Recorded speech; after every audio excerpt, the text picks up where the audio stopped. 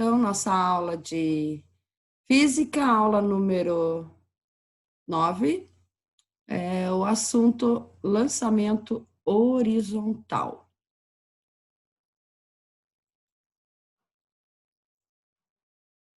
Então, aqui a gente tem um exemplo de um lançamento horizontal. O lançamento horizontal é sempre o movimento que parte de cima de alguma coisa lançado horizontalmente.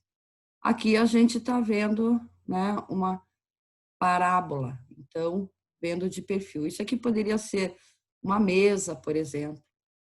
Então, o lançamento horizontal, ele é a composição de dois outros movimentos. Um na horizontal, tá, que segue as fórmulas do movimento uniforme, naquele no qual a velocidade é constante. Então, se a bola sai, né, algum objeto sai da altura aqui com uma velocidade x, ao longo da reta horizontal aqui, né, ele vai ter sempre a mesma velocidade. E na vertical, que acompanha, então, a teoria, né, da queda livre, que é um movimento uniformemente variado, ou seja, existe uma aceleração devido à gravidade, né? Então, o que vocês podem observar aqui nessa figura? Que a mesma altura, ó, se eu lançar um objeto horizontalmente ou em queda livre, a altura que ele vai se encontrar sempre vai ser a mesma. Tá? Então, vocês podem perceber que no início a velocidade é menor, né? Tanto que a distância de uma esfera até a outra aqui é pequena e ela vai aumentando. Então, o lançamento horizontal, uma composição de dois movimentos, tá? Um na vertical, outro na horizontal. A velocidade inicial no eixo Y, tá? A gente tem o eixo Y na vertical e o eixo X aqui na horizontal. Então, a velocidade de Y é considerado zero, que nem na queda livre, tá? Acompanha a queda livre. Agora, a velocidade no eixo X não é igual a zero. Então, vamos à teoria. Outra coisa que eu esqueci de falar, o tempo de queda aqui também vai ser de acordo com a altura, tá? Então, quanto mais alto, mais vai demorar para o corpo chegar no solo, assim como na queda livre. Então, são dois movimentos simultâneos, um na vertical, o outro na horizontal. Então, o lançamento horizontal, o movimento composto por um movimento horizontal e um vertical. Quando um corpo é lançado horizontalmente, ele descreve um movimento parabólico em relação à Terra. Né? Essa curva que ele faz aqui, a gente chama de parábola. De acordo com o princípio da simultaneidade, quer dizer que acontecem ao mesmo tempo, né? O lançamento horizontal é o resultado da composição de dois movimentos simultâneos e independentes.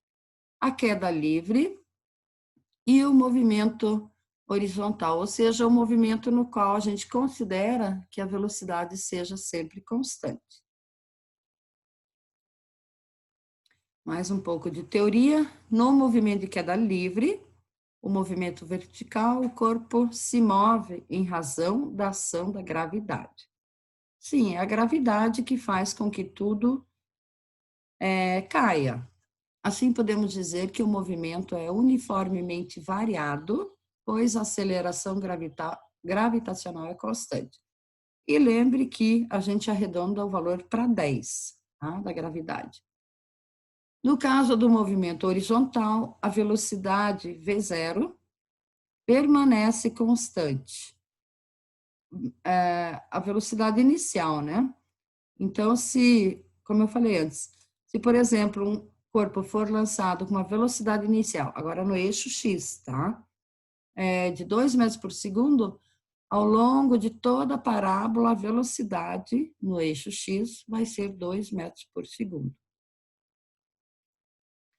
A velocidade do móvel ao final do trajeto permanece a mesma do início desse trajeto. Então, se começa com 2, termina com 2. Em cada ponto da trajetória, a velocidade resultante V, a resultante dos dois movimentos, tá? Na horizontal e na vertical. Do corpo lançado é a soma vetorial da velocidade Vx, né, na direção do eixo x, com a velocidade Vy, na direção do eixo y, que é a vertical. A velocidade resultante se altera a cada instante em virtude da alteração da velocidade vertical, cujo módulo varia em face da aceleração gravitacional. Então, depende da gravidade, né? Aqui nós temos as fórmulas.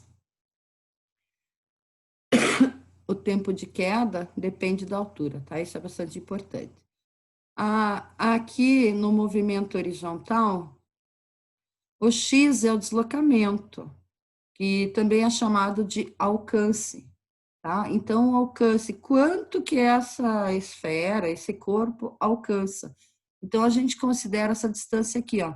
Vamos supor que isso aqui fosse uma mesa, tá? Aqui o pé da mesa, o alcance é desse ponto até esse ponto aqui, tá? Ou a gente também chama de x, né? Aqui nessa equação tá x, mas na apostila de vocês tem a letra A de alcance. Então, o alcance vai ser igual à velocidade inicial no eixo x, né? Porque o alcance é o movimento horizontal, multiplicado pelo tempo, né? O tempo que ele demora para atingir o solo. E no movimento vertical, vocês podem perceber que as fórmulas são iguais às da queda livre. H, né, altura, igual gravidade que multiplica o tempo, dividido sobre 2.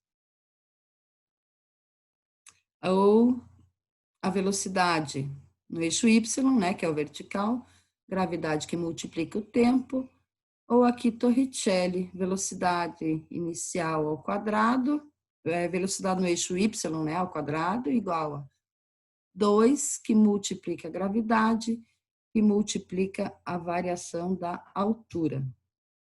Porque a altura, na verdade, também é um deslocamento, né? Então, aqui já temos o exercício, tá? Da Física 1, página 143, o exercício 8.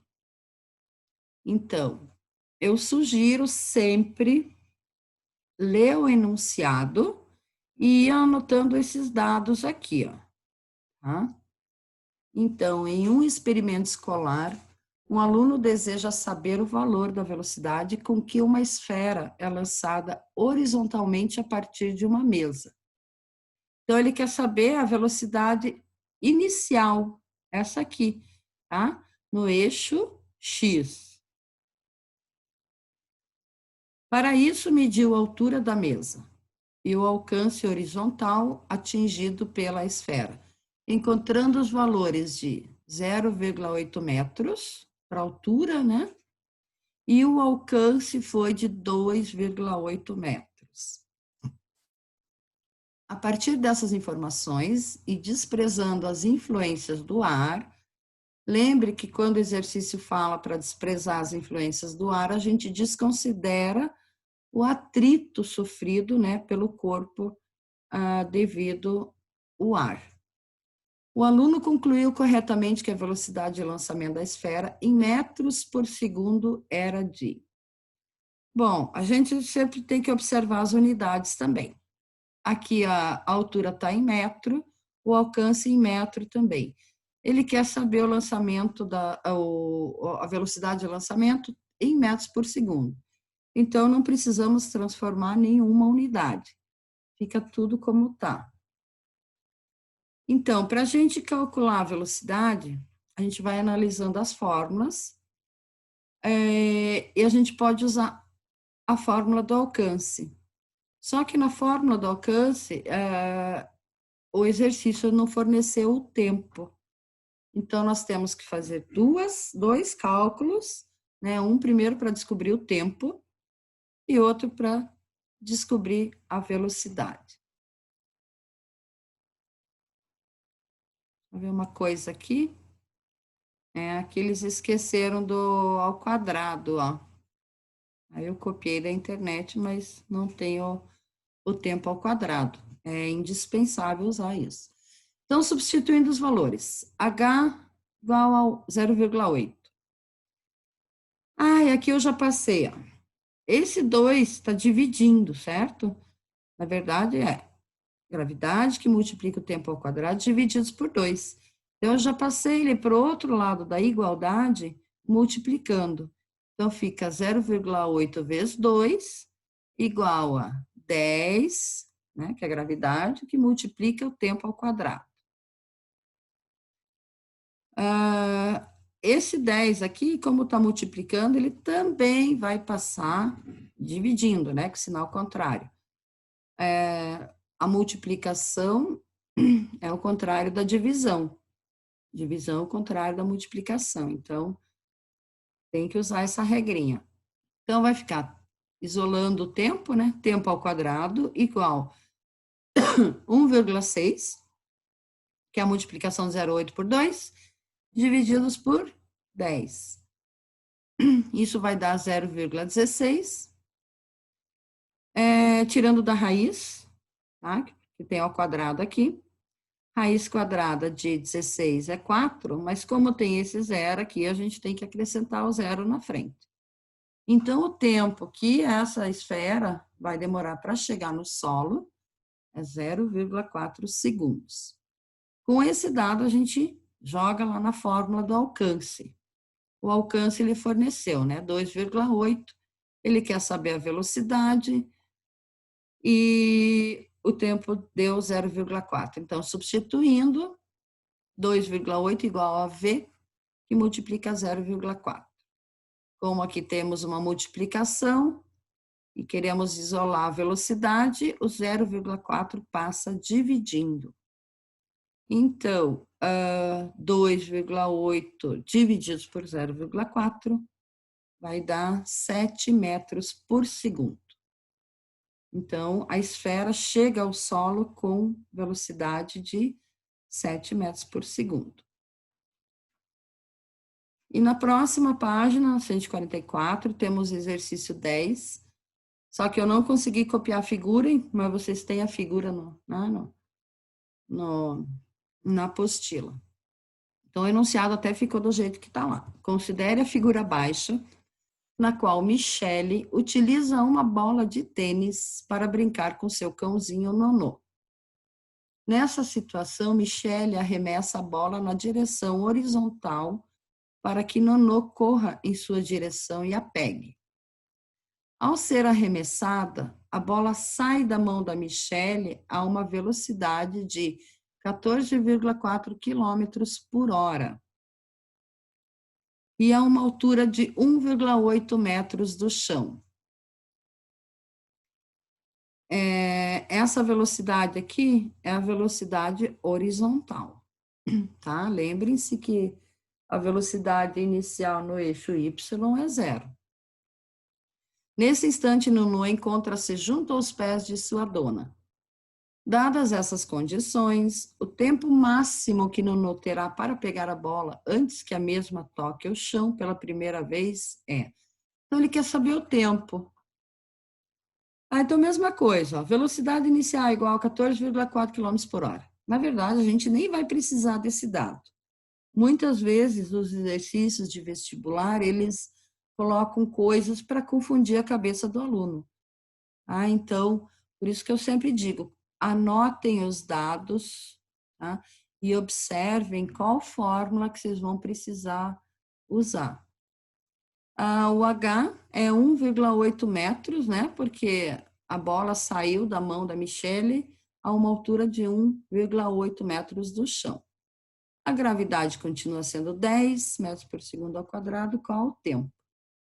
Então, aqui, tá fácil, né? É só aplicar a fórmula da altura, porque ele forneceu o valor da altura e gravidade a gente sabe que é 10.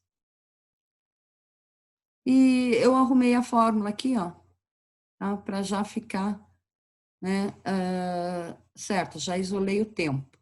Então, o que que foi feito? O 2 que está dividindo passou multiplicando com a altura, então 2 que multiplica H dividido pelo G. Aqui eu vou deixar o G ainda. Opa, G, né? Que é a gravidade, porque a gravidade também passou para o outro lado, dividindo.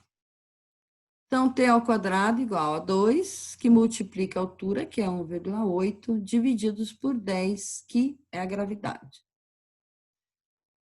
2 que multiplica 1,8 dá 3,6, divididos por 10, temos tempo ao quadrado igual a 0,36. Raiz quadrada de 36 é 6. Como temos o zero aqui na frente, a gente tem que adicionar o zero na frente do 6 também. Então, o tempo é igual a 0,6 segundos. E, finalizando, então, essa aula. Obrigada, alunos.